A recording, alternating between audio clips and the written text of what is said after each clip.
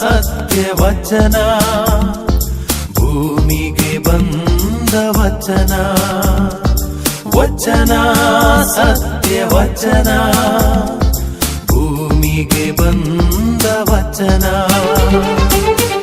ಆದಿಯಲ್ಲಿ ಇದ್ದ ವಚನ ನಮ್ಮ ನೋಡ ಬಂದ ವಚನ ವಚನ ಸತ್ಯವಚನ ಭೂಮಿಗೆ ಬಂದ ವಚನ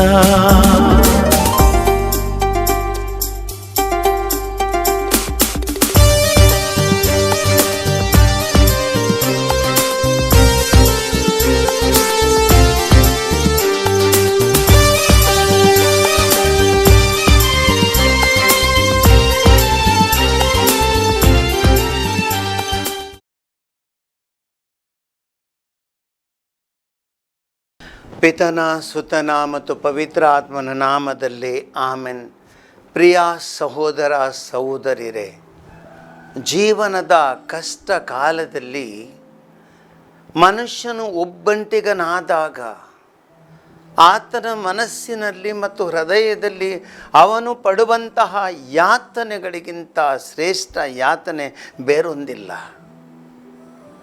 ಆ ಗಳಿಗೆಯಲ್ಲಿ ಒಬ್ಬಂಟಿಗನಾಗಿ ಈ ಯಾತನೆಗಳನ್ನು ಅನುಭವಿಸುವಾಗ ನಿಜವಾದ ಅವನ ಜೀವನ ಎಷ್ಟು ದುಃಖಕರ, ಸಹಿಸಲಾರದಷ್ಟು ಕಷ್ಟ ಅವನ ಜೀವನದಲ್ಲಿ ಬರುತ್ತೆ. ಆ ಗಳಿಗೆಯಲ್ಲಿ ಎಷ್ಟೊಂದು ಧೈರ್ಯ ಬೇಕಾಗುತ್ತೆ, ಧೈರ್ಯ ಕೊಡುವವರು ಬೇಕಾಗುತ್ತೆ. ಆ ಧೈರ್ಯವನ್ನು ದೇವರೇ ಕೊಡಬೇಕು ಎಂಬುದಾಗಿ ದೇವರ ವಾಕ್ಯ ನಮಗೆ ಹೇಳುತ್ತೆ. ಇದೇ ಇವತ್ತು ನಾವು ಎಲ್ಲರೂ ಧ್ಯಾನಿಸುವಂತಹ ವಿಷಯ. ತಪಸ್ಸು ಕಾಲದಲ್ಲಿದ್ದೇವೆ ನಾವು. ಈ ತಪಸ್ಸು ಕಾಲದ ಕೊನೆಗೆ ನಾವು ಬರುವಾಗ ಯೇಸುವಿನ ಯಾತನೆಯನ್ನು ನೆನಪಿಗೆ ತರೋಣ. ನಮ್ಮ ಪ್ರೀತಿಗೋಸ್ಕರ ಯೇಸು ತನ್ನ ಜೀವನದಲ್ಲಿ ಪಟ್ಟ ಯಾತನೆಗಳ ಆ ಒಂದು ಮಹತ್ವ ನಾವು ಪ್ರತಿಯೊಬ್ಬರು ತಿಳಿದುಕೊಳ್ಬೇಕು. ಅವುಗಳ ಬಗ್ಗೆ ಧ್ಯಾನಿಸೋಣ. ಇವತ್ತಿನ ದೇವರ ವಾಕ್ಯ ಲೂಕನ ಶುಭ ಸಂದೇಶದಿಂದ ಆರಿಸಲಾಗಿದೆ. ಅಧ್ಯಾಯ 22 ವಾಕ್ಯ 39ರಿಂದ 44. ಯೇಸು ಸ್ವಾಮಿ ಅಲ್ಲಿಂದ ಹೊರಟು ವಾಡಿಕೆಯ ಪ್ರಕಾರ ಒಲಿವ್ ತೋಪಿನ ಗುಡ್ಡಕ್ಕೆ ಹೋದರು. ಶಿಷ್ಯರು ಅವರ ಹಿಂದೆ ಹೋದರು. ಕ್ಲಪ್ತ ಸ್ಥಳಕ್ಕೆ ಬಂದಾಗ ಯೇಸು ಅವರಿಗೆ ಪ್ರಲೋಭನೆಗೆ ಒಳಗಾಗದಂತೆ ಪ್ರಾರ್ಥನೆ ಮಾಡಿರಿ ಎಂದು ಹೇಳಿ ಒಂದು ಕಲ್ಲೆಸೆದಷ್ಟು ದೂರ ಹೋಗಿ ಮೊಣಕಾಲೂರಿ ಪ್ರಾರ್ಥನೆ ಮಾಡುತ್ತಾ, ಓ ಪಿತನೇ, ನಿಮಗೆ ಇಷ್ಟವಾದರೆ ಈ ಕಷ್ಟದ ಕೊಡವನ್ನು ನನ್ನಿಂದ ತೊಲಗಿಸಿರಿ. ಆದರೂ ಅದು ನನ್ನ ಚಿತ್ತವಲ್ಲ, ನಿಮ್ಮ ಚಿತ್ತವ ನೆರವೇರಲಿ ಎಂದರು. ಆಗ ಸ್ವರ್ಗದಿಂದ ದೇವದೂತನೊಬ್ಬನು ಯೇಸುವಿಗೆ ಪ್ರತ್ಯಕ್ಷನಾಗಿ ಅವರನ್ನು ಸಶಕ್ತರನ್ನಾಗಿ ಮಾಡಿದರು. ಕಡುಯಾತನೆಯಲ್ಲಿದ್ದ ಅವರು ಇನ್ನೂ ಶ್ರದ್ಧೆಯಿಂದ ಪ್ರಾರ್ಥಿಸಿದರು. ಅವರ ಬೆವರು ರಕ್ತದ ಹನಿಯಂತೆ ತೊಟ್ಟು ತೊಟ್ಟಾಗಿ ನೆಲದ ಮೇಲೆ ಬೀಳುತ್ತಿತ್ತು. ಯೇಸು ಕ್ರಿಸ್ತರ ಶುಭ ಸಂದೇಶವಿದು. ಪ್ರಿಯ ಸಹೋದರ ಸಹೋದರಿಯರೇ, ಮನುಷ್ಯ ಜೀವನದ ಕಷ್ಟ ಯಾತನೆಗಳು ವಿವಿಧ ರೀತಿಯಲ್ಲಿ ಆತನನ್ನು ಬಾಧಿಸುತ್ತಿವೆ. ಇಂಥ ಕಷ್ಟ ಕಾಲದಲ್ಲಿ ಮನುಷ್ಯನು ಕೇಳುವಂಥ ಒಂದು ಪ್ರಶ್ನೆ, ದೇವರು ನನಗೆ ಯಾತಕ್ಕಾಗಿ ಈ ಯಾತನೆಗಳನ್ನು ಕೊಟ್ಟಿದ್ದಾರೆ? ನಾನೇನು ತಪ್ಪು ಮಾಡಿದ್ದೀನಿ? ಯಾತಕ್ಕಾಗಿ ನಾನು ಇಂಥ ಯಾತನೆಗಳನ್ನು ಅನುಭವಿಸಬೇಕು?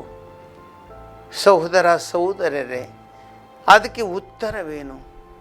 ಇವತ್ತಿನ ದೇವರ ವಾಕ್ಯವೇ ಅದಕ್ಕೆ ಉತ್ತರ. ಇಡೀ 3 ವರ್ಷದ ಸಾರ್ವಜನಿಕ ಜೀವನದಲ್ಲಿ ಯೇಸು ಕ್ರಿಸ್ತರು ಜನರಿಗೆ ಹಿತವಾಗುವಂತಹ ಬೋಧನೆಯನ್ನು ಮಾಡಿದರು. ಜನರಿಗೆ ಹಿತವಾಗುವಂತಹ ಸೌಖ್ಯವನ್ನು ನೀಡುವಂತಹ, ಬಿಡುಗಡೆಯನ್ನು ನೀಡುವಂತಹ ಅದ್ಭುತ ಕಾರ್ಯಗಳನ್ನು ಮಾಡಿದರು. ಆದರೂ ಅವರ ಜೀವನದಲ್ಲಿ ಅವರು ಮಾಡಿದಂತಹ ಒಳ್ಳೆಯ ಕೆಲಸಕ್ಕೆ ದೊರೆತ ಫಲವೇನು? ಯಾತನೆಗಳು, ಕಷ್ಟ, ಶಿಲುಬೆ, ಮರಣ. ಇದೇ ಅದರ ಫಲ. ಹಾಗಾದರೆ ದೇವಪುತ್ರರಾದ ಯೇಸುವಿಗೆ ಇಂತಹ ಪರಿಸ್ಥಿತಿ ಆದರೆ ನಮ್ಮ ಜೀವನದಲ್ಲಿ ನಾವು ಪಡುವಂತಹ ಯಾತನೆಗಳು ಯಾಕೆ ಬರುತ್ತವೆ? ಯಾಕೆ ಈ ರೀತಿಯಲ್ಲಿ ನಾವು ಕಷ್ಟಪಡ್ತೀವಿ? ಇದಕ್ಕೆ ಉತ್ತರ ಒಂದೇ ಒಂದು, ಯೇಸುವಿನ ಯಾತನೆಗಳು. ಸಹೋದರ ಸಹೋದರಿಯರೇ, ಇನ್ನೂ ಆಳವಾಗಿ ಧ್ಯಾನಿಸೋಣ. ಯೇಸು ಸ್ವಾಮಿ ತನ್ನ ಜೀವನದಲ್ಲಿ ಎಲ್ಲರಿಗೂ ಒಳ್ಳೆಯದನ್ನೇ ಮಾಡುತ್ತಾ ಹೋದರು. ಅವರ ಶುಭ ಕಾರ್ಯಗಳು ಹಲವಾರು ಜನರಿಗೆ ಬಿಡುಗಡೆಯನ್ನು ನೀಡಿದವು. ಅದೆಷ್ಟೋ ಜನರು ವರ್ಷಗಟ್ಟಲೆ ರೋಗದಿಂದ ನರಳುತ್ತಿದ್ದವರು ಅವರ ಒಂದೇ ಒಂದು ಮಾತಿನಿಂದಾಗಿ, ವಾಕ್ಯದಿಂದಾಗಿ, ಸ್ಪರ್ಶದಿಂದಾಗಿ ಬಿಡುಗಡೆಯನ್ನು ಹೊಂದಿದರು.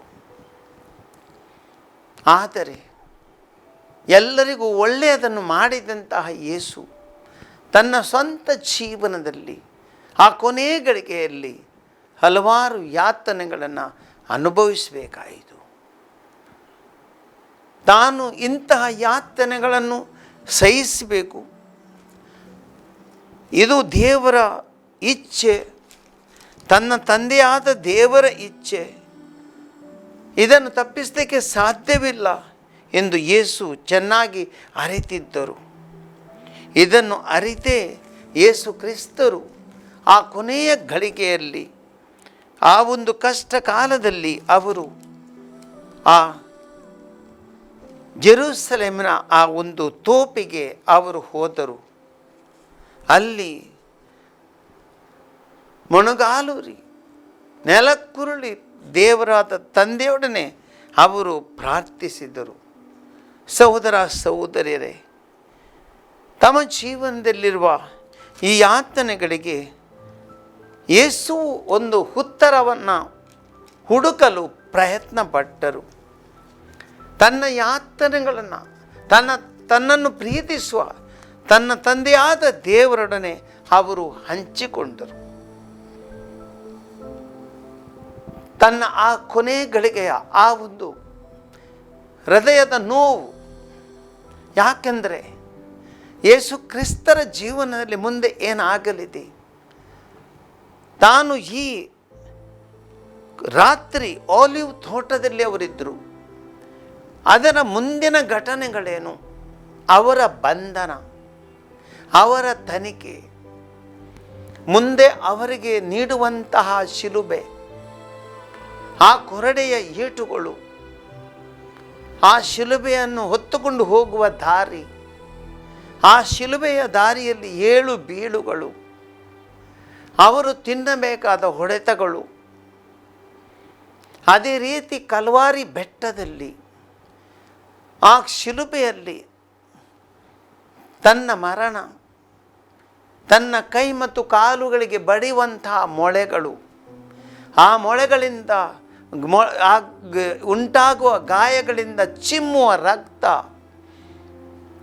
3 ಗಂಟೆ ಕಾಲ ಆ ಶಿಲುಬೆಯಲ್ಲಿ ಯಾತನೆ, ಇದೆಲ್ಲವನ್ನು ಸ್ಮರಿಸುವಾಗ ಯೇಸು ಕ್ರಿಸ್ತರಿಗೆ ಖಂಡಿತ ಒಂದು ಕಷ್ಟದ ಅನುಭವವಾಯಿತು. ದೇವಪುತ್ರನಾದರೂ ಮನುಷ್ಯ ಸ್ವಭಾವ ಹೊಂದಿದ್ದರಿಂದ ಎಲ್ಲ ನೋವುಗಳನ್ನು ಅನುಭವಿಸಬೇಕು, ಪ್ರತಿಯೊಂದು ಯಾತನೆಗಳನ್ನು ಸ್ವತಃ ಅನುಭವಿಸಬೇಕು. ತಪ್ಪಿಸ್ಲಿಕ್ಕಾಗಲ್ಲ. ಆ ನೋವುಗಳನ್ನು ಸಹಿಸುವುದು ಸುಲಭವಲ್ಲ.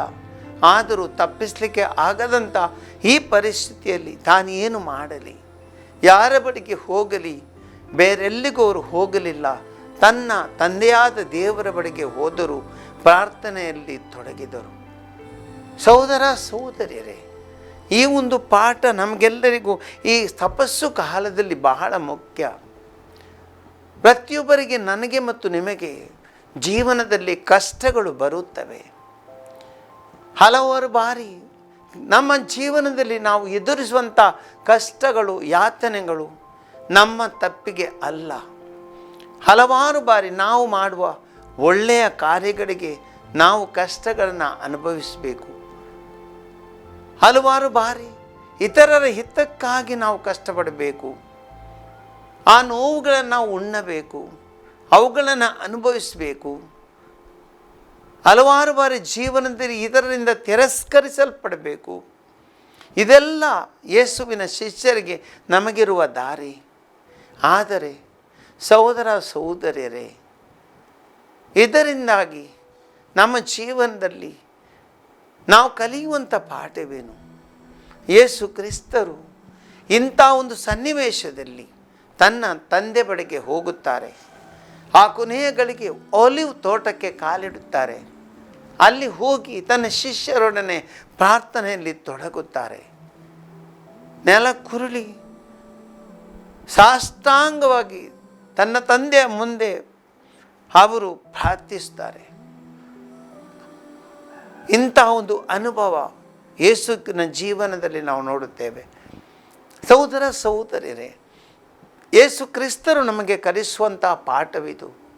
ಕಷ್ಟಗಳು ಬರಲಿ, ನೋವುಗಳು ಬರಲಿ, ಹಲವಾರು ಬಾರಿ ನಮ್ಮ ಜೀವನದಲ್ಲಿ ವಿವಿಧ ರೀತಿಯ ಸಂಕಷ್ಟಗಳು ಬರಲಿ, ಯಾವುದೇ ಒಂದು ಪರಿಸ್ಥಿತಿಯನ್ನು ಎದುರಿಸುವಂತಹ ಸನ್ನಿವೇಶ ಬರಲಿ, ಆದರೆ ನಾನು ಮತ್ತು ನೀವು, ದೇವರ ಮಕ್ಕಳಾದ ನಾವು ಎಲ್ಲಿಗೆ ಹೋಗಬೇಕು? ನಾವು ಹೋಗಬೇಕಾದ ಸ್ಥಳವೇ ಯೇಸುವಿನ ಸನ್ನಿಧಿ. ಯೇಸುವಿನ ಸನ್ನಿಧಿಗೆ ನಾವು ಹೋಗಬೇಕು. ಆತನ ಪಾದಗಳಿಗೆ ನಾವು ಎರಗಬೇಕು. ತಂದೆಯಾದ ದೇವರೊಡನೆ ನಾವು ಪ್ರಾರ್ಥಿಸಬೇಕು. ನಮ್ಮ ಕಷ್ಟಗಳನ್ನು, ನೋವುಗಳನ್ನು ಅವರಲ್ಲಿ ಹಂಚಿಕೊಳ್ಬೇಕು. ಇದೇ ಒಂದು ನಮಗೆ ದೇವರು ತೋರಿಸಿದಂತಹ ದಾರಿ. ಕಷ್ಟಗಳು ಜೀವನದಲ್ಲಿ ನಮಗೆ ಕೊಡುವಂಥ ಶಿಕ್ಷೆ ಅಲ್ಲ ಸಹೋದರ ಸಹೋದರರೇ. ನಮಗೆ ಸಿಗುವಂಥ ಯಾತನೆಗಳು ಅಥವಾ ಕಷ್ಟಗಳು ನಮ್ಮ ಜೀವನದಲ್ಲಿ ನಾವು ಮಾಡಿದ ತಪ್ಪಿಗೆ ಅದೊಂದು ಶಿಕ್ಷೆ ಅಂತ ಅಲ್ಲ. ಪ್ರತಿಯೊಬ್ಬರು ನಾವು ಯೇಸುವಿನ ಈ ಒಂದು ಪುಣ್ಯ ಕಾರ್ಯದಲ್ಲಿ ಪಾಲ್ಗೊಳ್ಳಬೇಕು. ಇಡೀ ಲೋಕದ ರಕ್ಷಣೆಗಾಗಿ ಯೇಸು ತಮ್ಮ ಜೀವವನ್ನೇ ಅರ್ಪಿಸಿದರು. ಲೋಕದ ರಕ್ಷಣೆಗಾಗಿ, ಲೋಕವನ್ನು, ಇಡೀ ಜನರನ್ನ ಪಾಪದಿಂದ ಬಿಡುಗಡೆಗೊಳಿಸುವುದಕ್ಕಾಗಿ ತಾನು ಸ್ವತಃ ಅವರು ಕಷ್ಟಪಡಬೇಕಾಯಿತು, ಯಾತನೆಗಳನ್ನು ಅನುಭವಿಸಬೇಕಾಯಿತು. ತನ್ನ ಯಾತನೆಗಳ ಮೂಲಕ ಲೋಕಕ್ಕೆ ಬಿಡುಗಡೆ ನೀಡುವಂತಹದ್ದು ತಂದೆ ಇಚ್ಛೆಯಾಗಿತ್ತು.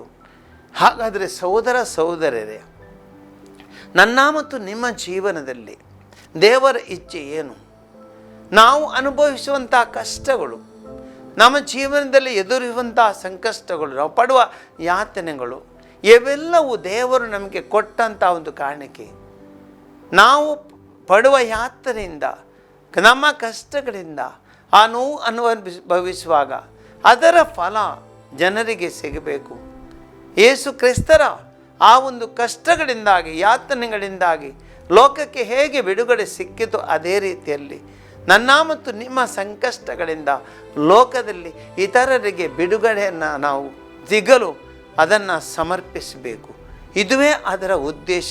ಆದುದರಿಂದ ಯೇಸು ಸ್ವಾಮಿ ತನ್ನ ಯಾತನೆಗಳನ್ನು ತಪ್ಪಿಸಿಕೊಳ್ಳಲಿಲ್ಲ, ಅವುಗಳಿಂದ ದೂರ ಸರಿಯಲಿಲ್ಲ, ಎಲ್ಲವನ್ನು ಸ್ವೀಕರಿಸಿದರು. ತನ್ನ ತಂದೆಯ ಇಚ್ಛೆಗೆ ಅವರು ಸೈ ಎಂದರು, ಒಪ್ಪಿಗೆ ನೀಡಿದರು, ಅವುಗಳನ್ನು ನೆರವೇರಿಸಿದರು. ಹಾಗಾದರೆ ಸಹೋದರ ಸಹೋದರರೇ, ಜೀವನದಲ್ಲಿ ನಮ್ಮ ಮೊದಲನೇ ಹೆಜ್ಜೆ, ಏನೇ ಕಷ್ಟಗಳು ಬರಲಿ, ಏನೇ ಯಾತನೆಗಳನ್ನು ಅನುಭವಿಸುವಂಥ ಸಂಕಷ್ಟ ಬರಲಿ, ಭಯಪಡುವುದು ಬೇಡ. ನಾವು ಯಾವ ರೀತಿಯಲ್ಲಿ ಕೊರಗುವುದು ಬೇಡ. ಯಾಕೆ? ಇದು ದೇವರ ಇಚ್ಛೆ. ಇಡೀ ಲೋಕದ ರಕ್ಷಣೆಗಾಗಿ ನಾನು ಮತ್ತು ನೀವು ಅನುಭವಿಸುವಂಥ ಈ ಯಾತನೆಗಳನ್ನು ಲೋಕದ ಬಿಡುಗಡೆಗಾಗಿ ಸಮರ್ಪಿಸಬೇಕು. ಇದುವೇ ಯೇಸು ಕ್ರಿಸ್ತರ ಇಚ್ಛೆ. ಅದನ್ನು ನೆರವೇರಿಸೋಣ. ಇದು ಒಂದನೇ ವಿಷಯ. ಎರಡನೇ ವಿಷಯ, ಯೇಸು ಸ್ವಾಮಿ ತನ್ನ ತಂದೆ ಬಳಿಗೆ ಹೋಗಿ ಅವರು ಹೇಳಿದರು, ಓ ಪಿತನೇ, ಈ ನನ್ನ ಕಷ್ಟದ ಕೊಡವನ್ನು ನನ್ನಿಂದ ತೊಲಗಿಸಿ ಸಾಧ್ಯವಾದರೆ, ಆದರೆ ಇದು ನಿಮ್ಮ ಚಿತ್ತ, ನನ್ನ ಚಿತ್ತ ಅಲ್ಲ, ನಿಮ್ಮ ಚಿತ್ತ ನೆರವೇರಲಿ ಅಂದರು. ಸಹೋದರ ಸಹೋದರರೇ, ನಮ್ಮ ಜೀವನದಲ್ಲಿ ಅನುಭವಿಸುವಂಥ ಯಾತನೆಗಳನ್ನು ತಪ್ಪಿಸಲು ಸಾಧ್ಯವೇ ಅಥವಾ ತಪ್ಪಿಸುವುದು ದೇವರ ಇಚ್ಛೆ? ಇದಕ್ಕೆ ಉತ್ತರ ಯೇಸುವಿನಲ್ಲಿ ನಾವು ಕಂಡುಕೊಳ್ಳುತ್ತೇವೆ. ತಾನು ಪಡುವಂತಹ ಯಾತನೆಗಳ ಆ ಒಂದು ನೋವಿನ ಸನ್ನಿವೇಶದಲ್ಲಿ ಯೇಸು ತನ್ನ ತಂದೆಯಾದ ದೇವರ ಬಳಿಗೆ ಹೋಗುತ್ತಾರೆ, ಅವರನ್ನು ಪ್ರಾರ್ಥಿಸ್ತಾರೆ. ತಂದೆಯೇ, ನಿಮ್ಮ ಇಚ್ಛೆ ಆದರೆ, ನನ್ನ ಇಚ್ಛೆ ಅಲ್ಲ, ನಿಮ್ಮ ಇಚ್ಛೆ ಆದರೆ ಈ ಒಂದು ಕಷ್ಟದಿಂದ ನನ್ನ ಬಿಡುಗಡೆಗೊಳಿಸಿ, ಆದರೆ ನನ್ನ ಇಚ್ಛೆ ಅಲ್ಲ, ನಿಮ್ಮ ಇಚ್ಛೆ, ನಿಮ್ಮ ಚಿತ್ತ ಅದು ನೆರವೇರಲಿ. ಅದು ಯೇಸುವಿನ ಸಮರ್ಪಣೆ. ತಂದೆಯಾದ ದೇವರ ಇಚ್ಛೆ ಖಂಡಿತವಾಗಿಯೂ ಅದು ತಪ್ಪಿಸಲಿಕ್ಕೆ ಸಾಧ್ಯವಿರಲಿಲ್ಲ. ಯೇಸು ಅರಿತಿದ್ದರು. ಆದ್ದರಿಂದ ಅವುಗಳಿಗೆ ತಾನು ತನ್ನನ್ನೇ ಸಮರ್ಪಿಸಿದರು. ದೇವರ ಇಚ್ಛೆಗೆ, ತನ್ನ ತಂದೆ ಇಚ್ಛೆಗೆ ತಲೆಬಾಗಿದರು. ಕಷ್ಟವನ್ನು ಸ್ವೀಕರಿಸಿದರು, ಶಿಲುಬೆಯನ್ನು ಸ್ವೀಕರಿಸಿದರು, ಕಲ್ವಾರಿ ಬೆಟ್ಟಕ್ಕೆ ನಡೆದರು. ಇಡೀ ಲೋಕದ ಪಾಪಗಳ ಎಲ್ಲ ಆ ಭಾರವನ್ನು ತನ್ನ ಮೇಲೆ ಆ ಶಿಲುಬೆಯ ರೂಪದಲ್ಲಿ ಹೊತ್ತುಕೊಂಡರು. ಅದನ್ನು ಹೊತ್ತುಕೊಂಡು, ಪಾಪದ ಭಾರವನ್ನು ಹೊತ್ತುಕೊಂಡು ಕಲ್ವಾರಿ ಬೆಟ್ಟಕ್ಕೆ ಸಾಗಿದರು. ಅದರ ಭಾರದಿಂದಾಗಿ ಕುಸಿದರು, ಹಲವು ಪೆಟ್ಟುಗಳನ್ನು ಅನುಭವಿಸಿದರು, ತಿಂದರು. ಆದರೆ ಅವರು ಎಂದೂ ಹಿಂದೆ ನೋಡಲಿಲ್ಲ. ಕಲ್ವಾರಿ ಬೆಟ್ಟದ ಬಳಿಗೆ ಸಾಗಿದರು. ಸಹೋದರ ಸಹೋದರರೇ, ಜೀವನದಲ್ಲಿ ನಮಗೂ ಇಂತಹ ಹಲವಾರು ರೀತಿಯ ಭಾರಗಳನ್ನು ಹೊತ್ತುಕೊಳ್ಳಿಕ್ಕೆ ನಮಗೆ ಸಂದರ್ಭ ಸಿಗುತ್ತೆ. ನಮ್ಮ ಜೀವನದಲ್ಲಿ ಬರುವ ಕಷ್ಟ ಭಾರಗಳು, ನಮ್ಮ ಅಥವಾ ಯಾತನೆಗಳು ಒಂದು ಭಾರ, ಅವುಗಳನ್ನು ಹೊರಬೇಕು. ನಾವು ಮುಂದೆ ಹೋಗಬೇಕು, ಹಿಂದೆ ನೋಡಲಿಕ್ಕಿಲ್ಲ. ಆ ಒಂದು ಹಾಡನ್ನು ನಾವು ಹಾಡ್ತೀವಿ, ಮುಂದೆ ಹೋಗುವೆನು ನನ್ನ ಯೇಸುವಿನೊಂದಿಗೇನೆ, ಹಿಂದೆ ನೋಡದೆ ಹೋಗುವೆನು ಆ ಗುರಿ ಮುಟ್ಟುವ ತನಕ. ಅಂದರೆ ನಿಮ್ಮ ಜೀವನದ ಗುರಿಯನ್ನು, ನಮ್ಮ ಶಿಲುಬೆಯನ್ನು ಹೊತ್ತುಕೊಂಡು ಆ ತಂದೆ ಬಳಿಗೆ ನಾವು ಸಾಗುವುದೇ ಜೀವನದ ಗುರಿ. ಯೇಸು ಕ್ರಿಸ್ತರು ತನ್ನ ಗುರಿಯನ್ನು ಸಾಧಿಸಿದರು, ಯಾವತ್ತೂ ಹಿಂದೆ ನೋಡಲಿಲ್ಲ. ಅದೇ ಭಾರವಿದ್ದರು ಆ ಶಿಲುಬೆಯನ್ನು ಇಚ್ಛೆಯಿಂದ, ಸ್ವ ಇಚ್ಛೆಯಿಂದ, ಸ್ವಂತ ಇಚ್ಛೆಯಿಂದ ಅವರು ಹೊತ್ತುಕೊಂಡರು. ಎಲ್ಲ ನೋವುಗಳನ್ನು ಅವರು ಸಹಿಸಿಕೊಂಡರು. ಆ ಭಾರವನ್ನು ಹೊತ್ತು ಕಲ್ವಾರಿ ಬೆಟ್ಟಕ್ಕೆ ಸಾಗಿದರು. ಆ ಗುರಿ ಮುಟ್ಟುವ ತನಕ ಅವರು ಬಿಡಲಿಲ್ಲ. ಸಹೋದರ ಸಹೋದರರೇ, ಜೀವನದಲ್ಲಿ ಎಷ್ಟೇ ಕಷ್ಟಗಳು ಬರಲಿ ಹಿಂದೆ ನೋಡುವುದು ಬೇಡ. ಹಲವಾರು ಬಾರಿ ನಾವು ಹಿಂದೆ ನೋಡುತ್ತೇವೆ, ಈ ಕಷ್ಟಗಳನ್ನು ತಪ್ಪಿಸಿಕೊಳ್ಳಲು ಪ್ರಯತ್ನ ಪಡುತ್ತೇವೆ. ಈ ಕಷ್ಟ ನಮಗೆ ಬೇಡ, ನೋವುಗಳು ನಮಗೆ ಬೇಡ, ನಮಗೆ ಬರೀ ಸುಖ ಬೇಕು, ಸಂತೋಷ ಬೇಕು, ನೆಮ್ಮದಿ ಬೇಕು, ಈ ಲೌಕಿಕ ಸುಖ ಬೇಕು. ಇದು ನಮ್ಮ ಹಲವಾರು ಜನರ ಇಚ್ಛೆ. ಆದರೆ ಕಷ್ಟಗಳು ನಮಗೆ ಬೇಡ, ಅವುಗಳನ್ನ ನಾವು ಸಿದ್ಧರಿಲ್ಲ. ಇದು ತಪ್ಪು. ಸಹೋದರ ಸಹೋದರರೇ, ಜೀವನದಲ್ಲಿ ಎಷ್ಟು ಕಷ್ಟಗಳಿವೆಯೋ ಅಷ್ಟೇ ಸುಖವಿದೆ, ಎಷ್ಟು ಸುಖವಿದೆಯೋ ಅಷ್ಟೇ ಕಷ್ಟಗಳಿವೆ. ಜೀವನಕ್ಕೆ ಎರಡು ಮುಖಗಳಿವೆ. ಆದ್ದರಿಂದ ಯಾರೊಬ್ಬರೂ ನಾವು ಹೇಳುವಂತಿಲ್ಲ ನನಗೆ ಕಷ್ಟ ಬೇಡ. ಕಷ್ಟವೆಂಬುದು ಜೀವನದೊಂದು ಭಾಗ. ಹೇಗೆ ಇಡೀ ರಾತ್ರಿ ಎಷ್ಟು ನಾವು ಕಳೆದ ನಂತರ ದಿನವೊಂದು ಬರುತ್ತದೆ, ಅದೇ ರೀತಿ ದಿನ ಕಳೆದಂತೆ ರಾತ್ರಿಯೊಂದು ಬರುತ್ತದೆ. ಅದೇ ರೀತಿಯಲ್ಲಿ ಮನುಷ್ಯ ಜೀವನ ಒಂದು ದಿವಸ ಆತನ ಜೀವನದಲ್ಲಿ ಸುಖ ಅವನು ಅನುಭವಿಸ್ತಾನೆ. ಆದರೆ ಈ ಸುಖ ದಾಟಿ ಆತನು ಮುಂದೆ ನೋವನ್ನು ಅನುಭವಿಸಬೇಕು. ಈ ನೋವನ್ನು ಪುನಃ ಕಳೆದು ಸುಖ ಬರುತ್ತೆ. ಈ ಸಮುದ್ರದಲ್ಲಿ ಹೇಗೆ ಅಲೆಗಳು ಇದ್ದಂತೆ ಕಷ್ಟಗಳು ಬರುತ್ತವೆ ಹೋಗುತ್ತವೆ, ಬರುತ್ತವೆ ಹೋಗುತ್ತವೆ. ಇದು ಮನುಷ್ಯ ಜೀವನ. ಅದೇ ಯೇಸು ನಮಗೆ ಕಲಿಸಿದ್ದಾರೆ. ಆದ್ದರಿಂದ ಸಹೋದರ ಸಹೋದರರೇ, ಎಷ್ಟೇ ಕಷ್ಟಗಳು ಬರಲಿ ಭಯಪಡುವುದು ಬೇಡ. ಜೀವನದಲ್ಲಿ ನಾವು ಹಿಂದೆ ನೋಡುವುದು ಬೇಡ. ಧೈರ್ಯವಾಗಿರೋಣ. ಕಷ್ಟಗಳನ್ನು ಸ್ವೀಕರಿಸಲು ಕಲಿಯೋಣ. ಅವುಗಳನ್ನು ತಪ್ಪಿಸುವುದು ತಪ್ಪು. ತಪ್ಪಿಸಿದರೆ ಅದು ನಾವು ಪುನಃ ಅವುಗಳು ನಮ್ಮನ್ನು ಕಾಡುತ್ತವೆ. ಆದ್ದರಿಂದ ಈ ಕಷ್ಟಗಳನ್ನು ಎದುರಿಸುತ್ತಾ ಯೇಸು ಸ್ವಾಮಿ ಆ ಒಂದು ಆಲಿವ್ ತೋಟದಲ್ಲಿ ತನ್ನ ತಂದೆಯ ಇಚ್ಛೆಗೆ ತಲೆಬಾಗಿದಂತೆ ನಾವು ದೇವರ ಇಚ್ಛೆಗೆ ತಲೆಬಾಗೋಣ. ಈ ತಪಸ್ಸು ಕಾಲದಲ್ಲಿ ವಿಶೇಷವಾಗಿ ನಾವು ಹಲವಾರು ಜನರ ಕಷ್ಟಗಳನ್ನು ನೋಡುತ್ತೇವೆ. ಸಹೋದರ ಸಹೋದರರೇ, ಒಂದು ವಿಷಯ ನಮಗೆ ಅಗತ್ಯ. ನಮ್ಮ ಕಷ್ಟಗಳ ಬಗ್ಗೆ ಮಾತ್ರ ಯೋಚಿಸುವುದಲ್ಲ, ಲೋಕದ ಕಷ್ಟಗಳ ಬಗ್ಗೆ ನಾವು ಯೋಚಿಸಬೇಕು. ನಮ್ಮವರ ಕಷ್ಟಗಳ ಬಗ್ಗೆ ನಾವು ಯೋಚಿಸಬೇಕು. ಆ ಬಡವರ ಕಷ್ಟದ ಬಗ್ಗೆ ನಾವು ಯೋಚಿಸಬೇಕು. ಅದೆಷ್ಟೋ ಜನರು ಆಸ್ಪತ್ರೆಯಲ್ಲಿದ್ದಾರೆ, ಅವರ ಬಗ್ಗೆ ನಾವು ಯೋಚಿಸಬೇಕು. ಅದೆಷ್ಟೋ ಜನರು ಇವತ್ತು ಬಡತನದಲ್ಲಿದ್ದಾರೆ, ಅವರ ಬಗ್ಗೆ ಯೋಚಿಸಬೇಕು. ಅದೆಷ್ಟೋ ಜನರು ಇವತ್ತು ರೋಗಿಗಳಿದ್ದಾರೆ, ಅವರ ಬಗ್ಗೆ ಯೋಚಿಸಬೇಕು. ಅದೆಷ್ಟೋ ಜನರು ಇವತ್ತು ಶೋಷಣೆಗೆ ಒಳಪಟ್ಟಿದ್ದಾರೆ, ಅದರ ಬಗ್ಗೆ ನಾವು ಯೋಚಿಸಬೇಕು. ಇದು ಕಷ್ಟ ಅನುಭವಿಸೋರಿಗೆ ಪ್ರಾರ್ಥಿಸಬೇಕು. ಬಹಳ ಒಂದು ಮುಖ್ಯವಾದ ಕೆಲಸ. ಯಾಕೆಂದರೆ ಒಬ್ಬ ಮನುಷ್ಯನಿಗೆ ಆ ಕಷ್ಟ ನೋವುಗಳನ್ನು ಸ್ವೀಕರಿಸುವುದು ಸುಲಭ ಕೆಲಸ ಅಲ್ಲ, ತುಂಬ ಕಷ್ಟವಾದ ವಿಷಯ. ಆದ್ದರಿಂದ ಇದಕ್ಕೆ ಪ್ರಾರ್ಥನಾ ಶಕ್ತಿಯೇ ನಮಗೆ ಆಧಾರ. ಯೇಸು ಕ್ರಿಸ್ತರು ಅದನ್ನೇ ಕಲಿಸಿದ್ದಾರೆ. ಯೇಸು ಕ್ರಿಸ್ತರು ಆ ಕಷ್ಟಗಳನ್ನು ಪ್ರಾರ್ಥನೆಯಲ್ಲಿ ತೊಡಗಿದರು, ಪ್ರಾರ್ಥನೆ ಮಾಡಿದರು. ಆ ಪ್ರಾರ್ಥನೆಯಲ್ಲಿ ಅವರಿಗೆ ಬಲ ಸಿಕ್ಕಿತು. ಆ ದೂತನು ಬಂದು ಅವರಿಗೆ ಧೈರ್ಯವನ್ನು ಕೊಟ್ಟನು. ಇಡೀ ಅವರ ದೇಹ ಬೆವರುತ್ತಿತ್ತು, ರಕ್ತದ ಬೆವರು ಹರಿಯುತ್ತಿತ್ತು. ಆದರೂ ಈ ಸಂದರ್ಭದಲ್ಲಿ ದೇವರು ಆತನ ಕೈ ಬಿಡಲಿಲ್ಲ. ಆ ದೂತನು ಬಂದು ಅವರಿಗೆ ಧೈರ್ಯವನ್ನು ಕೊಟ್ಟರು. ಸಹೋದರ ಸಹೋದರಿಯರೇ, ಜೀವನದಲ್ಲಿ ನಮಗೂ ದೂತರು ನಮ್ಮೊಂದಿಗೆ ಇದ್ದಾರೆ. ದೇವರು ಪ್ರತಿಯೊಂದನ್ನು ಗಮನಿಸ್ತಾರೆ. ನಾವು ಕಷ್ಟಪಡುವಾಗ ಅವರ ದೂತನನ್ನು ಕಳುಹಿಸಿ ನಮಗೆ ಧೈರ್ಯವನ್ನು ಕೊಡುತ್ತಾರೆ, ನಮಗೆ ಬಿಡುಗಡೆಯನ್ನು ನೀಡ್ತಾರೆ. ಆದ್ದರಿಂದ ಈ ತಪಸ್ಸು ಕಾಲದಲ್ಲಿ ನಾವು ಪ್ರತಿಯೊಬ್ಬರು ಈ ಒಂದು ಕಡೆಗೆ ಪ್ರಾರ್ಥಿಸೋಣ. ಸಹೋದರ ಸಹೋದರರೇ, ನಮ್ಮ ಕಷ್ಟಗಳನ್ನು ದೇವರ ಮುಂದೆ ಇಡೋಣ. ದಯಾಮಯಿ ದೇವರೇ, ತಂದೆಯಾದ ದೇವರೇ, ನೀವು ನಿಮ್ಮ ಏಕಮಾತ್ರ ಪುತ್ರ ಯೇಸುವನ್ನು ಲೋಕಕ್ಕೆ ಕಳುಹಿಸಿದಿರಿ. ಅವರು ಅನುಭವಿಸಿದಂಥ ಯಾತನೆ ನಮಗೋಸ್ಕರ ಅನುಭವಿಸಿದ ಯಾತನೆಗಳು, ನಮ್ಮ ಬಿಡುಗಡೆಗೋಸ್ಕರ ಅವರು ಎಲ್ಲ ಈ ರೀತಿಯ ಯಾತನೆಗಳನ್ನು ಅನುಭವಿಸಿದರು. ಅವರು ಹಿಂದೆ ನೋಡಲಿಲ್ಲ, ನಿಮ್ಮ ಇಚ್ಛೆಗೆ ತಲೆ ಬಾಗಿದರು. ಆ ಪ್ರಾರ್ಥನಾ ಶಕ್ತಿಯ ಮೂಲಕ ಈ ಕಷ್ಟಗಳನ್ನು ಅನುಭವಿಸುವಂಥ ಧೈರ್ಯವನ್ನು ಪಡೆದರು. ತಂದೆಯಾದ ದೇವರೇ, ನಮ್ಮ ಕಷ್ಟಗಳನ್ನು, ನಮ್ಮ ನೋವುಗಳನ್ನು, ನಮ್ಮ ಯಾತನೆಗಳನ್ನು, ಜೀವನದಲ್ಲಿ ಏನು ಅನುಭವ ಮಾಡ್ತೀವಿ ಎಲ್ಲವನ್ನು ನಿಮಗೆ ಸಮರ್ಪಿಸುತ್ತೇವೆ. ನೀವು ನಮಗೆ ಧೈರ್ಯ ಕೊಡಿರಿ, ನೀವು ನಮ್ಮೊಂದಿಗಿರಿ. ಆ ನಿಮ್ಮ ಶಕ್ತಿಯಿಂದ ಧೈರ್ಯವಾಗಿ ಕಷ್ಟಗಳ ವಿರುದ್ಧ ಹೋರಾಡಲು, ಅವುಗಳನ್ನು ಜಯಿಸಲು ಆ ದಿವ್ಯ ಶಕ್ತಿಯನ್ನು ನಿಮಗೆ ನೀಡಿರಿ.